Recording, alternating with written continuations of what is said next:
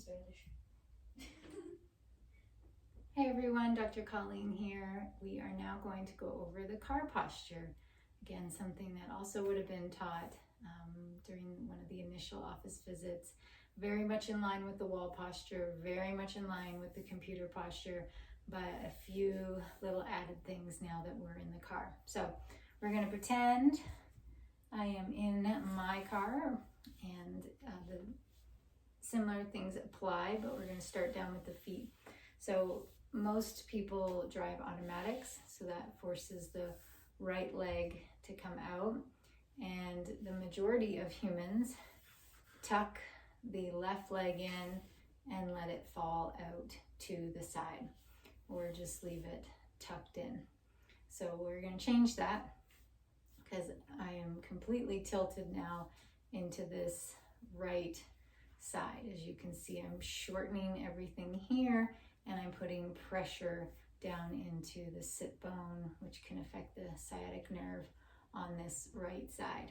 So we are going to come into our hips first. Again, all cars are made differently. Sometimes they have these side bumpers on the seats. So you want to think about that when you're buying a car.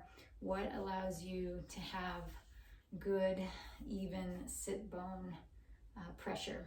Okay, so we have that. And then from there, you're going to lengthen both feet down. There's actually a pad on this left side for your foot to rest.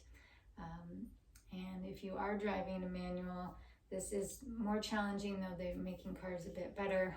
Sometimes that clutch is closer and you end up rotating your foot out into this position, but we want to do the best we can to keep that as neutral as possible.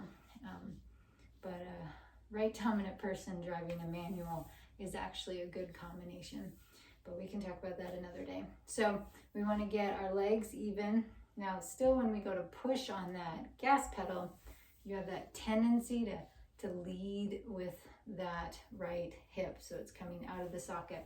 So I actually pull that one back just a little bit in the beginning to get ready for that difference that's going to happen. So my knees are pointing up, my toes are pointing up, and the one thing we tend to do with the gas and the brake is we go gas, brake, gas, brake. We rotate and pivot on our heel instead of moving the whole leg. And so we're going to change that. So we've changed. We got our hips balanced. We got our knees pointing up, not out to the side. We got our toes pointing up. We got both legs lengthened out to be as even as possible with the gas pedal. And we are going to lift the leg as we go from gas to brake. It's a very small movement, but you are strengthening both your outer and inner thigh instead of tightening up the hip capsule with every rotation, or even the holding. Now my femur is rotated, and so we want to bring everything as neutral as possible. So I also have a backrest in my vehicle, which again is a cue for me to sit up nice and tall. You're going to think about the chest being open to collarbone. So if you're a low rider all the way out here, it's not going to be that good because you're probably going to have to compress in a way to get into this position. So we're going to bring that chair up. We're going to get some relief off of these muscles back into here, and we are going to get as even as possible. Now, I know when I was in driving school, they taught us 10 and 2. I'm told now they're teaching to be down lower because of the airbag. So this is causing a lot of problems when the airbag goes off, and this, again, still can cause problems, but I guess less with shoulder injuries and things like that. So we want to get as balanced. Now, I tend to like to hold on to the shifter.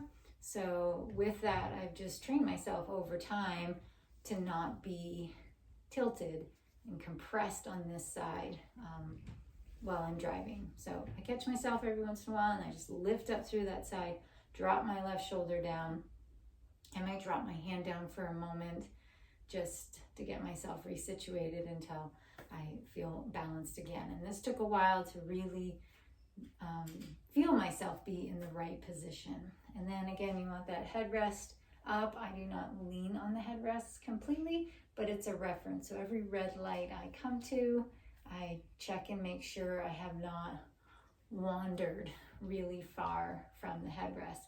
I used to really compress my abdomen when I drove, and I didn't even notice it till halfway through rides to places or even the full time. And so of course that would throw off my digestion, my breathing wouldn't be really good, so I'd feel really fatigued after a while. So once I realized I was doing that, because I'm looking forward and really tight, it takes a little while to feel comfortable. So just allow yourself that time to establish these new patterns, because when you come away, there can be a sense of vulnerability at that point. Got to get really good and comfortable using your mirrors. And so, okay, so just a quick recap and then add the final thing that just kind of seals the deal. We're lengthening the legs. The hips are not only balanced left and right, but front and back. So kind of bringing that, knees are pointed up, toes are pointed up. We're going to do gas and brake in here. We have a towel, blanket, or lumbar support to cue us to be seated up and not rolled back, pushing onto the sciatic nerve and all those muscles back there. We're going to stay as neutral as we can. If you're a center console leaner, we're going to have to break that habit. Try to see how you can use it in a more upright position. There's many times I'm driving behind a car and I just see them and their head is like basically between the two headrests. And I'm just like, oh, that side of the body, all that compression going on, all those muscles shortening, and all the forces going into the spine with every little bump that we do take for granted being in a car. We feel like we're floating, but there is still a lot of forces going into our bodies when we're in the car. So you definitely know it when you hit like a pothole or something like that, but there are multiple micro forces going in the entire time you're moving in the vehicle. So we have ourselves lifted, open, balance, checking in with that headrest, making sure we're not pulling away from the seat, making sure the seat is upright, supporting us. And then here's the trick. You want to set your mirrors to this perfect posture. And so the next time you get in the car, or if you're tired and you forgot about car posture, you're going to get in the car, you're going to do your position, and you are not going to be able to see in your mirrors. Okay, so instead of moving the mirror, now you have the little message in your mind going, no, I need to actually change how I'm sitting in the car and get back so that those mirrors are in the perfect spots in the proper posture. So again, give yourself time. Maybe you just want to work on, the leg lengthening thing for a while, making sure you remember there is still some times where I might be pulling out of the driveway and I'm like, oh, no, I didn't do that shift. So I promise you might get, 2 blocks away from the home, then 1 block away from the home, then driveway, and then you'll be in your car doing those checkpoints. Again, if you're kind and compassionate to yourself as you're learning these new healthy patterns in the car.